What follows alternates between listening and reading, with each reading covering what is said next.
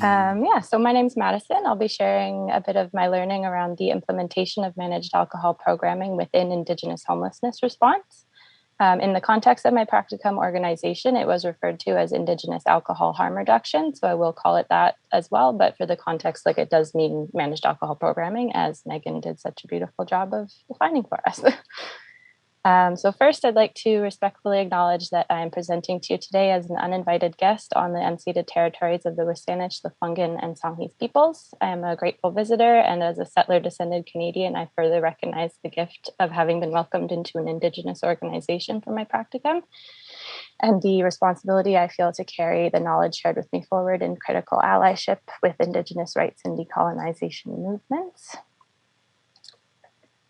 This is just a bit of an overview of the direction of my presentation today. I completed my practicum with the Aboriginal Coalition to End Homelessness in Victoria at their culturally supportive shelter house, which provides temporary housing, cultural programming, and an Indigenous alcohol harm reduction program. My main project was an internal evaluation of resident satisfaction within the main 3 different types of housing provided by the coalition, the results of which were sensitive and do remain confidential to the organization. So my presentation today will focus more on the results of a brief independent review of literature that I did regarding public health, Indigenous homelessness, and harm reduction. I did that to inform the writing of my culminating report. So before discussing harm reduction in the context of Indigenous homelessness response, I'd like to address why homelessness experienced by Indigenous peoples is such a multidimensional and unique experience separate from Western conceptualizations of homelessness. Indigenous voices describe homelessness as not just lacking a structure of habitation, but as a state of being disconnected from essential relations with kin, land, culture, language, and so on. The extremely disproportionate representation of Indigenous peoples among homelessness populations across Canada does constitute a public health crisis when Indigenous street communities comprise up to 97% of some Canadian cities' homeless populations, despite only making up roughly 6% of Canada's general population. The causes for these troubling numbers have deeply colonial underpinnings, with mass displacement from home territories, forced residential school and Indian hospital experiences, erasure of culture, intergenerational trauma. Some of the many direct contributors to this overrepresentation and the manifestation of health disparities are ever present in the ways systemic racism in areas like healthcare and housing continue to present barriers to recovery from these experiences, leading by and large to widespread inequity in virtually all social determinants of health, but particularly housing security. And while the intersections between experiences of homelessness and alcohol addiction may not seem obvious, I learned that they are pretty inextricably linked in Indigenous street communities. Life on the streets for Indigenous peoples comes with feelings of loss and sadness, lack of safety, continuous exposure to elements, trauma, high risk of criminal victimization, racism, discrimination. And consequently, a lot of problematic substance use within Indigenous street communities is found to come from preferences for intoxication as a way to numb pain and cope with the historical and daily trauma faced on individual, relational, emotional, and spiritual levels. The experience of alcohol addiction is also disproportionately prevalent among Indigenous street communities, adding an additional layer to this situation that public health can and does play a huge role in addressing. So because Indigenous alcohol harm reduction and homelessness response are sort of inherently aligned with principles of decolonization and reducing the harms of colonization, I really wanted to explore how that fits within a public health system that in itself is sort of inherently Western or born of colonization in terms of governance and policy. So with all of this considered, it's critical to analyze public health's approach to harm reduction and how it does or does not effectively address the needs of Indigenous street communities.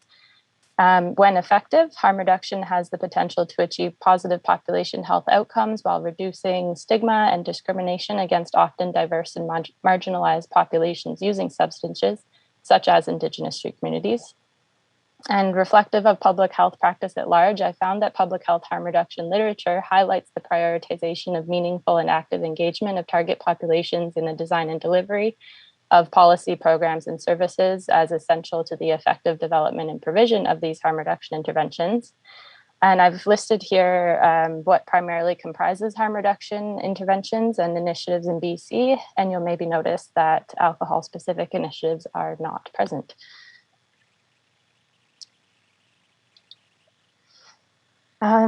With all that said, what became glaringly obvious is that despite being disproportionately represented in key harm reduction service user populations, such as those experiencing homelessness, Indigenous people and perspectives are really lacking within harm reduction related public health literature, strategy development, and practice. And this is demonstrated at most by a lack of equivalent Indigenous specific and culturally oriented interventions, like Indigenous managed alcohol programming, within the many homeless population targeted harm reduction initiatives.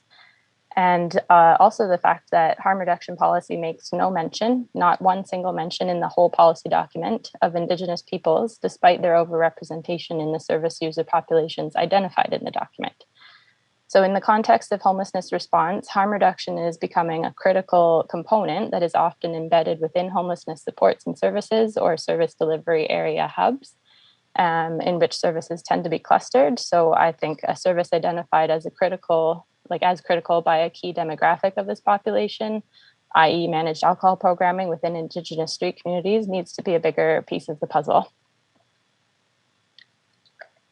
When it comes to Indigenous-led provision of alcohol harm reduction services, I found that as an integrated approach, decolonized Indigenous alcohol harm reduction embedded within homelessness response is grounded in Indigenous worldviews and knowledge systems. It restores access and reconnects Indigenous street community members to their cultures, communities, traditions, and rights.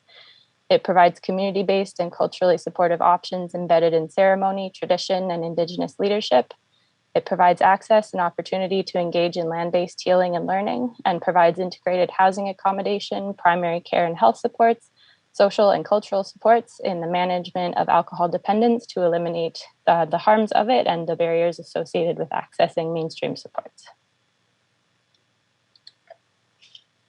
So putting it all together, moving forward, there needs to be an increased prioritization of the Indigenous street community within public health approaches to homelessness response and harm reduction. And from the literature, I found that this looks like, and these are recommendations from, as Megan also noted, quite limited literature, but it's coming. So ensuring the administration and provision of Indigenous homelessness response and harm reduction frontline services and the research and evaluation of them is transferred to Indigenous housing management authorities and experts, such as the Aboriginal Coalition to End Homelessness and the Aboriginal Housing Management Association. And there also needs to be an update of harm reduction policy to include Indigenous perspectives and approaches, and an integration of new literature supporting Indigenous alcohol harm reduction and managed alcohol programming as evidence-based practice. And while non-Indigenous mainstream supports continue to predominantly provide these services to Indigenous street communities, there does need to be a sensitive and Indigenous-led integration of Indigenous harm reduction into broader homelessness and harm reduction crisis response to ensure increased access and uptake in the meantime. And the allocation of Indigenous-specific housing and harm reduction community service and research funding needs to prioritize the Indigenous-led and Indigenous-serving organizations who are experts in this and providing this to their communities, rather than continuously going to the larger Western mainstream organizations. If I had more time, I would go on so much longer of a rant about that. But anyway, so yeah. And to conclude, I would also just like to acknowledge that the topics of my presentation today are pretty loaded with a lot of layers of stigma and are often misconstrued to support overgeneralizations and stereotyping of Indigenous peoples experiencing homelessness, and particularly with regards to alcohol dependence and experiences within healthcare settings. So I feel it's important to close with a reminder that painting a brighter picture of the present and the future of Indigenous-led and integrated homelessness response and harm reduction as supported by public health and social policy must involve wise practices that recognize the position of those exposed to the traumas of homelessness and alcohol dependence as agents in the creation of their own well-being, rather than victims of traumatic events. And that's all. Thank you so much for your attention, everyone. It's been wonderful to share my learning throughout the practicum semester with you all. And I'd like to acknowledge my practicum supervisor, Courtney Lamb at the Coalition, and also very quickly express my deep gratitude for Victoria, my practicum course instructor, as it was admittedly a bit of a rocky few months. And Victoria's incredible support was critical to my success, and I'm really grateful. Yeah, I look forward to any questions that anyone might have.